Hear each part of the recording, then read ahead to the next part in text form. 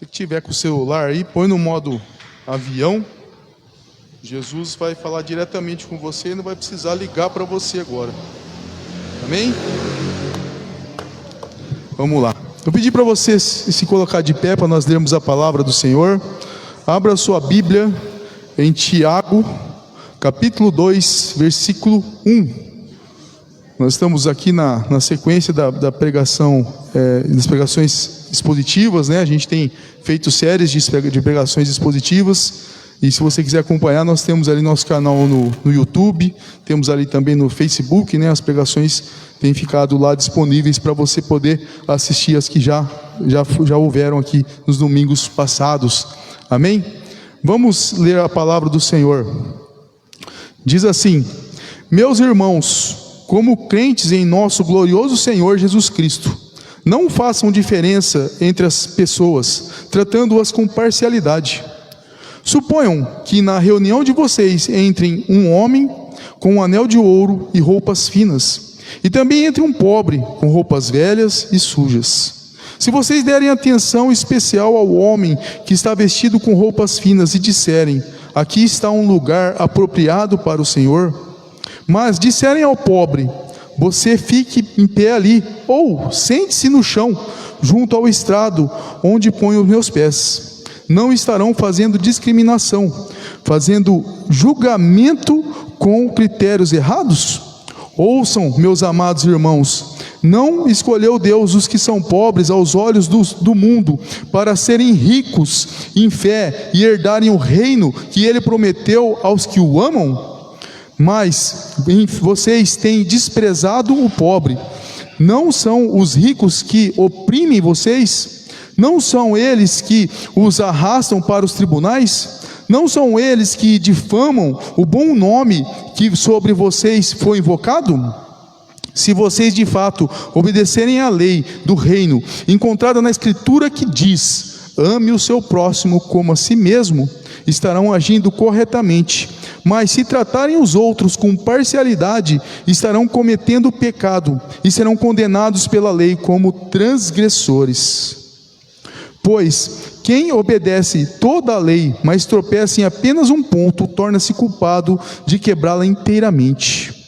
Pois aquele que disse: não adulterarás, também disse: não matarás. Se você não comete adultério, mas comete assassinato, torna-se transgressor da lei. Falem e ajam como quem vai ser julgado pela lei da liberdade. Feche teus olhos, vamos orar. Senhor, a Tua palavra foi lida e será ministrada conforme o Senhor tem colocado, Senhor, para a Tua igreja, Senhor. Fala aos nossos corações, fala às nossas vidas, Senhor. Fala conosco nesta noite, Senhor, através do Teu Espírito Santo, agindo sobre cada um de nós, ó Deus. Que possamos, ó Deus, ser moldados um pouco mais pelo Teu Espírito nesta noite, sendo, ó Pai, construídos, ó Deus, conforme o Teu querer e a Tua vontade, Senhor. Amassa, Senhor, nós como barro, Senhor. Amassa-nos, ó Deus, para que possamos aprender de Ti, Senhor. Aprender do Teu amor, da Tua graça e da Tua misericórdia, em nome de Jesus. Amém. Pode se sentar um pouco. Um texto muito bom para nós lermos, né? E por quê? Porque a gente vive numa sociedade que valoriza muito a questão de status, a questão de poder aquisitivo, a questão de influência, a questão daqueles que possuem recursos ou daqueles que possuem uma aparência melhor do que outros. Nós vemos uma sociedade que valoriza muito isso, que valoriza muito a questão do que a pessoa tem, ao invés de valorizar a pessoa como ela é e quem ela é, né? Então isso acaba moldando muito do que a nossa sociedade é hoje em dia. E eu costumo dizer que o pecado não mudou, né? O que mudou foram as tecnologias. O homem continua o mesmo pecador desde sempre. Então, quando nós olhamos e falamos da sociedade hoje, é uma sociedade que vem sendo construída ao longo dos tempos, né?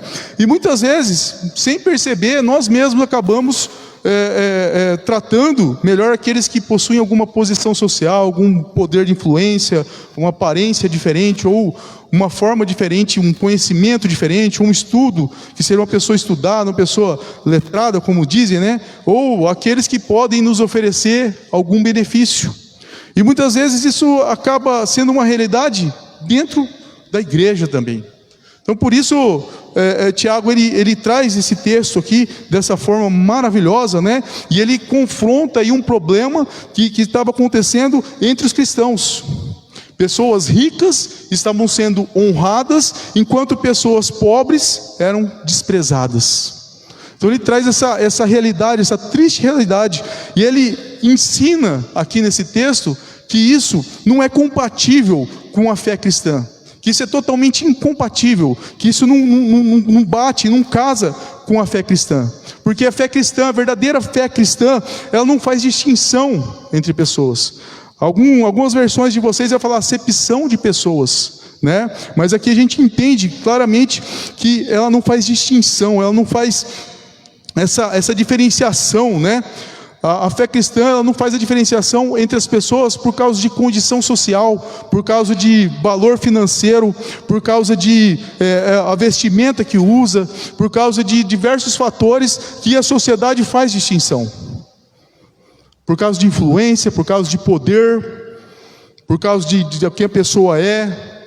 Então a sociedade faz isso, mas a fé cristã ela não olha por esse lado. Ela não olha dessa forma. O cristão ele não deve enxergar dessa forma. Ele não deve enxergar como o mundo vê. O cristão ele enxerga de uma forma diferente. E nós vamos aprender um pouco sobre isso. E eu trouxe aqui 5 verdades e ensinamentos que estão presentes nesse texto com relação a isso. E o primeiro ensinamento que está aqui, que eu anotei aqui, é: o favoritismo contradiz a fé em Cristo.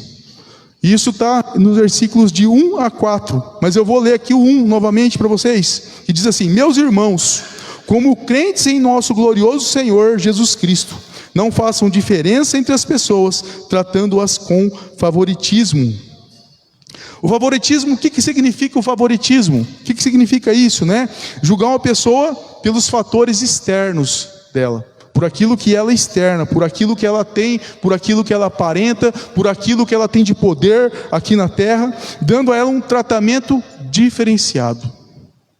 Isso é um favoritismo, né? E para ilustrar esse problema aqui, o Tiago, ele apresenta uma situação bem prática. Ele fala de 2 homens que entram numa reunião, numa igreja. E aí ele cita um homem rico, usando anéis de ouro, né, ornamentado, com vestes bonitas, né, caras, de material caro, né, roupas elegantes, um homem de poder aquisitivo. E aí ele cita também um homem pobre, usando roupas simples, às vezes até gastas, ou às vezes até sujas, e ele faz esse paralelo aí, né? E aí ele cita ali que o rico recebe uma atenção especial, ele é convidado para sentar num lugar de honra, enquanto o pobre, ele é colocado de pé ou sentado no chão. Há uma diferenciação muito grande aqui nesse texto. E aí Tiago ele faz uma pergunta aqui que é contundente: não fizeram discriminação entre vocês mesmos, tornando-se juízes com pensamentos malignos? Isso nos traz uma reflexão, que o problema não é o fato de alguém ser rico. Não, esse não é o problema. Esse nunca é o problema na Bíblia, o fato de alguém ser rico. Aqui nesse texto especificamente, né, nós estudamos aqui na escola bíblica algumas questões sobre isso, mas aqui nesse texto especificamente o problema era a discriminação.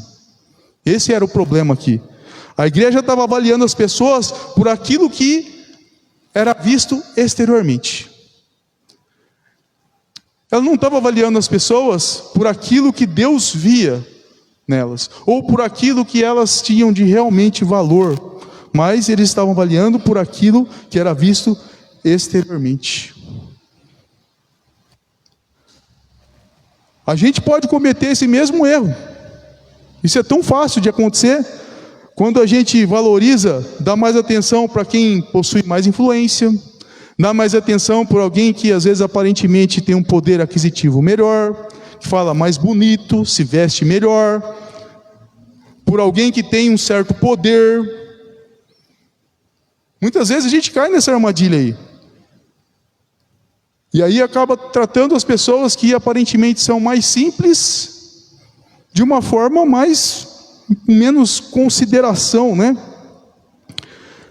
Mas a fé cristã ela nos ensina que nós devemos olhar para as pessoas como Deus vê. Nós devemos olhar para as pessoas não olhando o exterior, não olhando aquilo que aparentemente ela pode nos oferecer, não olhando para aquilo que aparentemente aquela pessoa tem de valor, não olhando para aquilo que aparentemente é um poder que ela possa ter, não olhando para aquilo que é um fato da pessoa poder ter uma certa influência sobre outras pessoas, não. E aí a gente entra na segunda verdade aqui, a gente entra no segundo ensinamento. Deus valoriza aqueles que o mundo despreza. Aí a gente vai do versículo 5 ao 7, eu vou ler um aqui, que diz assim: ouçam, meus amados irmãos, não escolheu Deus os que são pobres aos olhos do mundo, para serem ricos em fé, e herdarem o reino que Ele prometeu aos que o amam? Tiago não está dizendo aqui que todo pobre vai ser salvo, e que nem todo rico está perdido. Porque muitas pessoas fazem essa distinção, né? O pobre vai para o céu, o rico vai ser difícil, né? E tem alguns textos bíblicos aí, usam as bases bíblicas, mas não é isso que a Bíblia nos ensina. Não é assim que funciona, né? O ensino aqui é outro, é totalmente outro o ensino que traz aqui nesse texto. Deus ele não usa critérios humanos para avaliar o valor de uma pessoa. Ele não usa critérios humanos. Nós usamos critérios humanos, mas Deus não usa critérios humanos. Os critérios de Deus são os critérios mais elevados, são critérios diferenciados, né? Enquanto o mundo valoriza aquilo que se pode ver, Deus vai olhar diretamente para o coração, e Ele valoriza aquilo que está dentro de cada um de vocês, de cada um de nós, de cada ser humano, de cada pessoa. Nós não enxergamos isso, nós não temos essa capacidade, nós não entendemos isso, nós não compreendemos, porque a nossa visão das coisas é limitada. Eu sempre prego aqui, eu falo, quando nós olhamos para o lado, olhamos para o outro, aqui nós vemos uma parede, mas nós não estamos enxergando o que está lá do outro lado. Ainda mais quando nós olhamos para as pessoas, como que nós vamos entender e compreender o coração e o que aquela pessoa está passando? Ao longo da Bíblia, o princípio de Deus olhar para o coração das pessoas e enxergar muito mais do que nós vemos, é um princípio que é repetido várias e várias vezes, né? Davi, ele era um pastor de ovelhas, e ele foi escolhido para ser rei. Moisés, ele falava: eu não sou capaz, eu não sei falar, mas ele foi escolhido para ser líder. Eu vejo muito isso, às vezes, quando a gente vai conversar com pessoas, e a gente fala, olha para a pessoa, né? Principalmente nós da equipe pastoral, Márcio, eu, Galdino, o César, o Celso, né? A gente fala, aquela pessoa, ela pode ser líder. E você chega a pessoa e fala: eu não sou capaz, eu não consigo. E eu costumo falar que esses são os melhores líderes, porque eles já sabem que eles não são capazes. Porque aqueles que falam: eu sei, eu vou fazer, eu tenho potência para isso, eu tenho conhecimento para liderar esse ministério, eu tenho força e energia, esse eu tenho medo. Porque esse não está usando da capacidade que Deus vai dar para ele, mas ele está usando da sua própria capacidade para fazer aquilo que Deus vai colocar na vida dele. E aí não vai dar certo, aí vai ser difícil. Mas quando a gente conversa com uma pessoa e o convida para ser líder, e ele fala seus defeitos, ele fala das suas dificuldades, ele fala dos seus problemas, esse eu falo, esse Deus vai tratar, esse Deus vai capacitar, esse Deus vai fazer. E quando ele estiver trabalhando, ele vai entender que é Deus que colocou ele ali, e é Deus que está fazendo na vida dele. É assim que a Bíblia nos ensina, né? Os discípulos que Deus escolheu, que Jesus escolhe ali, eles eram pessoas simples, eles eram pessoas sem prestígio nenhum. Deus os escolhe. Por quê? Porque Ele ia capacitar, Ele ia ensinar, Ele ia agir dessa forma, né? Então, Deus escolhe aquelas pessoas que muitas vezes são consideradas insignificantes para manifestar a glória dele. Isso é maravilhoso, né? A gente precisa aprender a valorizar as pessoas da forma que Deus valoriza. Muitas vezes a gente acaba ignorando pessoas que podem estar sendo usadas grandiosamente por Deus, e nós não estamos vendo. A gente nunca deve medir as pessoas, como eu já disse, e vou repetir novamente, por aquilo que ela tem, que ela pode oferecer. Deus não age assim. E aí a gente entra aqui na terceira verdade, no terceiro ensinamento. O amor ao próximo é a lei do reino. Oh, glória! Tiago, no versículo 8 ou 9 aqui, né? Tiago, ele escreve assim, e ele apresenta uma solução para essa questão do favoritismo, né? Da acepção de pessoas, né? Onde nós escolhemos esse ou aquele, né? E desfazemos de um ou de outro. Ele traz uma solução aqui, ele escreve assim, ó: se vocês de fato obedecem à lei do reino, encontrada na Escritura, ame o seu próximo como a si mesmo, estão agindo corretamente. O que ele está querendo dizer com isso? Que o amor é o antídoto contra toda discriminação. Quem ama vai tratar as pessoas de uma forma diferente. Vai tratar as pessoas de uma forma diferente, não por causa de uma posição social, por causa do que ela pode oferecer, mas vai tratar a pessoa diferente porque ama, por causa do amor, né? Por quê? Porque o amor cristão, ele não pergunta: o que essa pessoa pode fazer por mim? Não, ele não pergunta isso. Essa não é a pergunta que o amor de um cristão deve fazer. Ela pergunta, o amor cristão, ele pergunta assim: como posso servir essa pessoa para a glória de Deus? E isso é um exemplo de Cristo.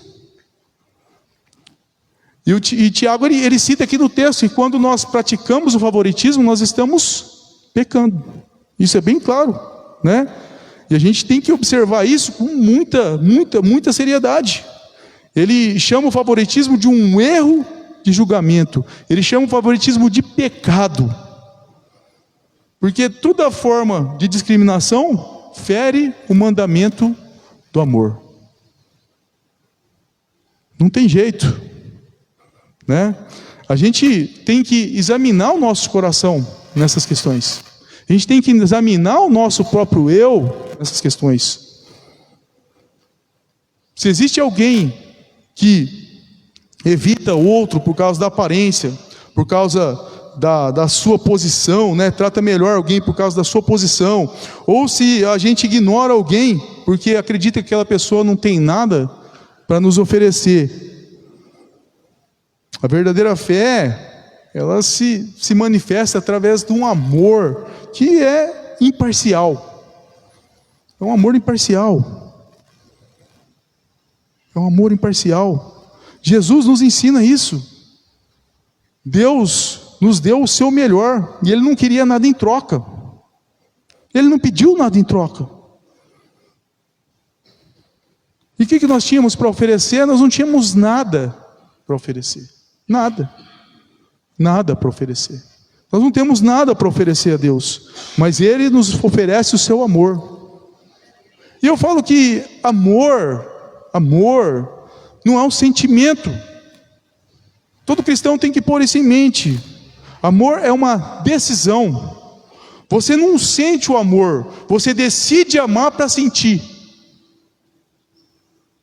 Há uma romantização no amor, de que o amor é só alegria, mas o amor também é sofrimento. Jesus Cristo, Ele veio e sofreu, por quê? Por amor. E Ele é o amor. Então existe essa romantização, que é um engano da nossa sociedade, é um engano que Satanás tem pregado há muito tempo para as pessoas, dizendo que o amor é algo que se sente, é algo que você tem que sentir, é algo que vai só trazer alegrias e que não traz sofrimento. Não é isso que a Bíblia nos ensina. Quando você decide amar alguém, é diferente. Quando você decide amar alguém, você decide que, se for necessário, você vai sofrer por aquela pessoa. Outro dia nós conversávamos, teve um almoço na Elídia, né? E a gente conversava lá sobre o texto que fala sobre amigos mais chegados que irmãos. E eu falava, os irmãos que são citados aqui não são os irmãos da igreja, são os irmãos de sangue. Os amigos mais chegados que irmãos, o amor que você sente por um amigo seu, ele é um amor diferente. Os amigos, nós somos aqui amigos, irmãos, que ele fala ali de sangue. Então os irmãos aqui da igreja, eles são pessoas que você ama porque você escolheu amar. Quando você ama o seu filho, quando você ama sua mãe, você ama o seu pai, você ama o seu irmão, você não escolheu amar. Você ama porque você tem um laço de sangue. Mas quando eu viro para Elídia e falo, Elídia, eu te amo, eu escolhi amar a Elídia. Eu escolho amar o Galdino. Eu escolho amar o Márcio. Lógico que o Márcio é chato, mas eu amo ele, cara. E eu também sou chato. E tem um monte de gente que fala que me ama. E isso é ser cristão. Nós escolhemos amar. E sempre vai ter dificuldades, sempre nós vamos enfrentar problemas, nós vamos enfrentar situações. E isso não vai fazer nós deixarmos de amar, ou amar menos, ou amar mais. Nós vamos nos frustrar. Quando eu liderava os jovens, eu falava assim, eu vou decepcionar vocês um dia. Eu não sou perfeito, eu sou um ser humano e vou decepcionar, assim como todos vocês, uma hora ou outra vão me decepcionar. E nós passamos por decepções juntos. E é assim que funciona. E aí nós olhamos para Cristo, e se acha que Cristo não se decepciona? Todas as vezes que nós pecamos, não olhamos para a cruz e desprezamos o sacrifício dele.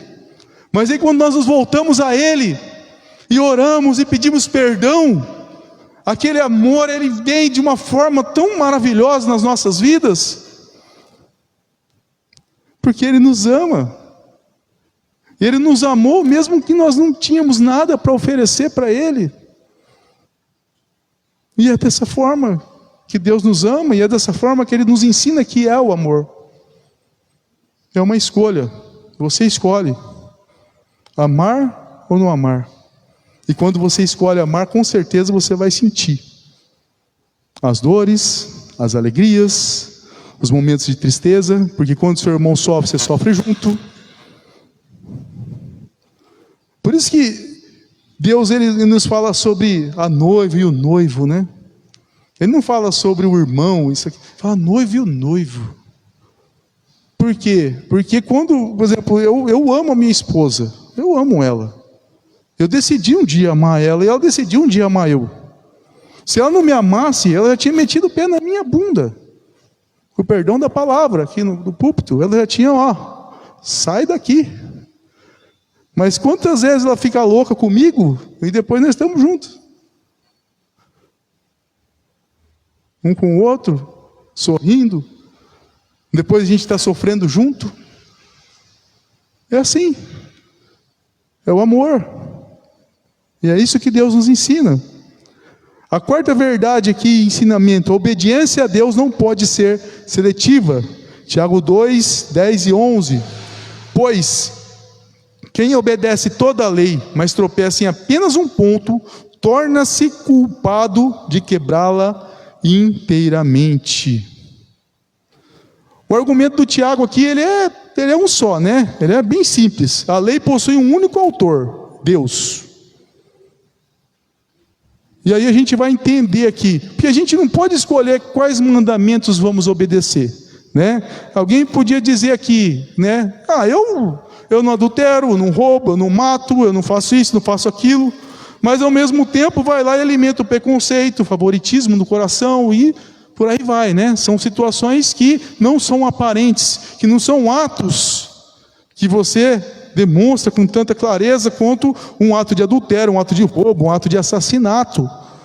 Mas ele ensina que a obediência parcial, ela não é a verdadeira obediência. Imagine uma corrente, sabe aquelas correntes? Corrente de amarrar alguma coisa. ela tem os seus elos ali, né? Aquelas argolas que são uma amarrada à outra, né? Então você olha aquela corrente, você pega ela, às vezes tem corrente que é pesada, corrente que é mais leve, mas a corrente serve para amarrar alguma coisa, para você prender alguma coisa, né? Aquela corrente tem aqueles elos ali, mas quando um elo se rompe da corrente, o que acontece com a corrente? Ela perde toda a função, não tem função nenhuma, porque ela não serve para amarrar, não serve para mais nada. Você vai ter que ir de um jeito, pôr um cadeado, refazer esse elo, soldar, fazer alguma coisa para que a corrente volte a ter função, senão ela não tem função nenhuma, ela não prende, não faz mais nada. Então se um elo da corrente se rompe, então não tem função e serventia nenhuma. E aqui da mesma forma, né? Quem quebra um mandamento, ele demonstra desobediência a Deus, que estabeleceu toda a lei. E aí eu sirvo, eu faço esse, eu faço aquele, eu não sei o que, eu não sei. O eu, né? E aí quebrou o mandamento. E aí, como é que fica? Como é que faz? Como é que foi? Né? E aí a gente tem que começar a prestar atenção para não vigiar apenas nos pecados visíveis, mas nos pecados do coração. Porque o preconceito, a arrogância, o favoritismo, o orgulho, tudo isso aí também é pecado diante de Deus. Tiago está ensinando isso aqui, Tiago está falando sobre isso, Tiago está deixando bem claro sobre isso aqui. Então nós temos que ser obedientes e lutar contra aquilo que a nossa carne quer, contra aquilo que a nossa carne luta para impor para nós mesmos. E é uma luta muito grande. E aí nós temos o quinto ensinamento, a quinta verdade. Devemos viver à luz do julgamento de Deus. Tiago 2:12. Diz assim: falem e ajam como quem vai ser julgado pela lei da liberdade. A lei da liberdade é o evangelho vivido na prática.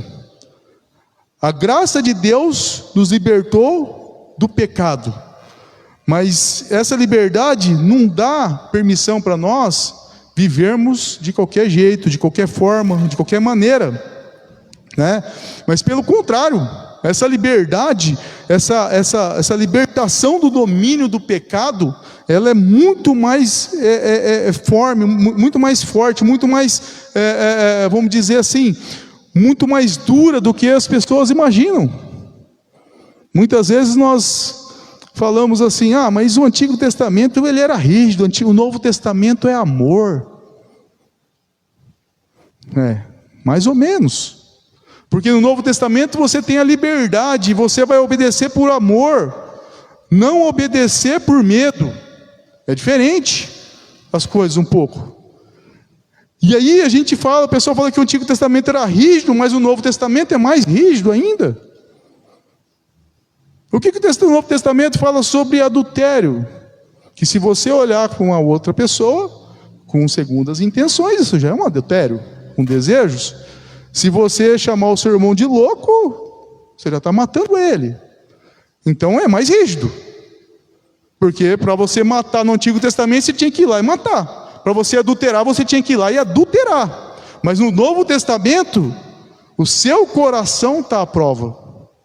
Se aquilo é o que você quer ou se aquilo é o que você está lutando contra.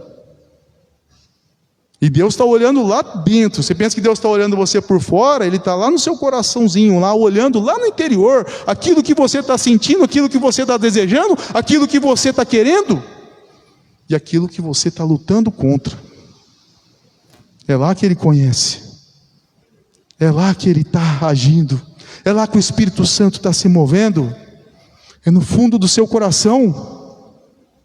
Porque nós temos lutas, nós temos dificuldades. Nossa carne ela é fraca. E é uma luta constante. Há uma luta constante sobre o que a carne quer e o que nós queremos e o que Deus espera de nós. É uma luta constante nas nossas vidas. Mas aí, Tiago diz: falem e ajam. As nossas palavras, as nossas atitudes, ela deve refletir o que Cristo fez em nós. Então Deus age no nosso interior, Deus age dentro de nós, e aquilo que nós fazemos, elas vão refletindo aquilo que Deus está fazendo, que Deus já fez em nossas vidas. E muitas vezes nós vamos falhar nisso, nós vamos ser falhos nisso, nós vamos pecar nisso. Mas o problema principal não é quando você peca, é como você age depois que você errou. Qual que é a atitude que você tem? Arrependimento? Remorso? Nenhuma das coisas? Continua a sua vida como se não tivesse feito nada? Isso é só um pecadinho? Porque nós começamos a colocar tamanhos de pecados? Mas não é isso que o texto está nos ensinando. Não é isso que a palavra nos ensina. Não é isso que Deus nos fala. Não é isso. As perguntas que nós temos que fazer diante das situações que Tiago nos ensina aqui, será que nós estamos fazendo como Cristo faria? Será que eu estou sendo guiado realmente pelo amor? Será que eu estou julgando isso pelo aquilo que eu estou vendo?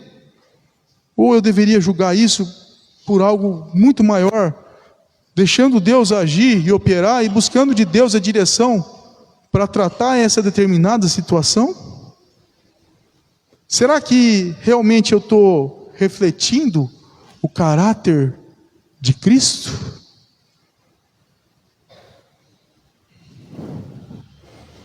A fé verdadeira vai nos transformando, a fé verdadeira vai transformando relacionamentos, a fé verdadeira vai mudando a nossa visão das coisas. E nós temos que começar a olhar como Cristo vê, e não como nós vemos. Se nós formos olhar, estão todos aqui muito bem vestidos. São pessoas bonitas, né? E aí eu vou começar a escolher um mais bonito do que o outro. Eu não vou escolher o Galdino porque ele é feio. Eu também sou feio, né? Mas aí você vai querer escolher um mais bonito, um mais feio. E aí você vai querer, porque estão todos bem vestidos, né? Aí você começa a olhar e fala, não, esse é mais bonito, esse é mais feio e tal. Não. Não é assim que Cristo vê. Não é assim que Cristo olha. Não é assim que Cristo enxerga. Não é dessa forma. Você sabe que eu te amo, né, Galdino? Amém. Eu costumo dizer que a cruz, ela nos coloca todos no mesmo nível. Por quê? Todos nós somos pecadores. Não tem nenhum aqui que não é pecador. Todos nós somos pecadores. E Cristo ama todos. São duas coisas que nos colocam em pé de igualdade com qualquer pessoa. Então, quando nós olhamos para este ponto e dessa forma, que meu irmão não é mais pecador do que eu, e você vê Paulo ele começava a falar, né, que ele era o mais pecador deles ali. Depois ele começa a falar que ele era o mais pecador de todos os cristãos, e no fim ele acaba falando assim, eu sou o mais pecador de todo mundo, eu sou o maior pecador de todos. Ele começa a entender que não há diferença entre ele, pecador, e outros pecadores. E também não há diferença entre o amor de Deus na vida dele e o amor de Deus na vida de outras pessoas. E isso deixava todo mundo num pé de igualdade, e mantém todo mundo num pé de igualdade até hoje. Porque somos todos pecadores, Cristo ama todos nós, e Ele morreu por todos nós, por cada um de nós. E nenhum de nós merecia. Oh, glória a Deus! Então todos nós precisamos do mesmo Salvador. E olhando para o texto aqui, por que então que nós vamos tratar alguém de uma forma diferente por causa de alguma situação externizada, por causa de alguma questão externa? Não. Quando nós começamos a entender isso, nós começamos a compreender que se somos todos iguais perante Deus, pecadores, amados por Ele, necessitados da graça dEle, e salvos por Ele, nós começamos a olhar o mundo de uma forma diferente.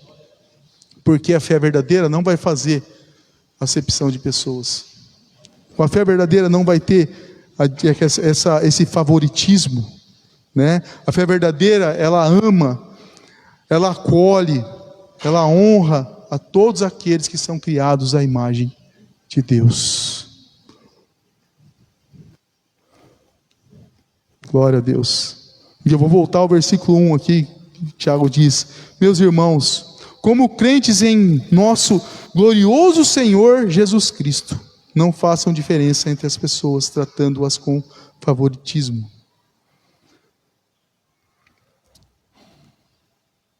Deus agiu assim conosco. Ele não tratou ninguém como favorito. Ninguém. Nós não temos nada a oferecer para Ele, mas Ele nos tratou com amor. Ele ofereceu o seu melhor por cada um de nós. E Ele se entregou, desceu da sua glória, da sua majestade. E muitas vezes nós nos esquecemos disso, por causa do nosso dia a dia, e acabamos fazendo aquilo que não agrada. Acabamos achando que os nossos pecados, as nossas falhas, elas são mínimas.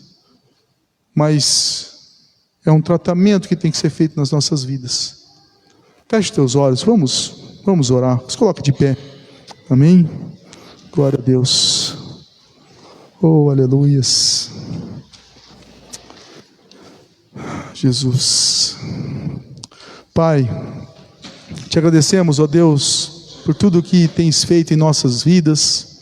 Te agradecemos, ó Deus, tudo o que fez por nós, ó Deus, pelo Senhor ter se entregue naquela cruz por cada um de nós, mostrando a realidade, o que é o amor verdadeiro, que não é apenas um sentimento, mas é uma decisão, uma entrega. É muitas vezes um sofrimento, mas também uma alegria em amar, Senhor.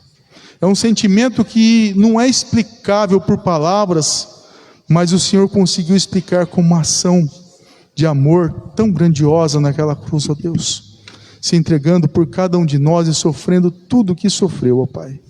Te agradecemos, ó Deus, por nossas vidas, ó Deus. Te agradecemos pela Tua graça e misericórdia, Senhor, porque nós não somos merecedores de nada, mas o Senhor nos amou mesmo assim, ó Pai. Pai querido e Pai amado, continua agindo nas nossas vidas e operando, e nos dando entendimento, Senhor, do que realmente, ó Pai, é ser um cristão, ó Pai. Não diferenciando uns dos outros, ó Deus, mas entendendo que somos todos iguais, pecadores e falhos, e que dependemos de Ti, Senhor. Em nome de Jesus, ó Deus, nós Te agradecemos e Te louvamos.